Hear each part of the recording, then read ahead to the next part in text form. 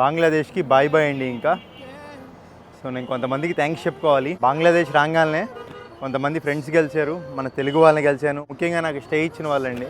MBBS చదువుకుంటున్నారు ఇక్కడ చాలామంది డాక్టర్స్. అజల్ బ్రో అని చాలా మంచి అతనండి. స్టే ఇచ్చారు, ఫుడ్ కూడా పెట్టించారు. ఇలా కొంతమంది అయితే నాకు ఫుడ్ తిన్న బిల్లు కూడా కట్టారు. నిజంగా చాలా మంచి వాళ్ళండి.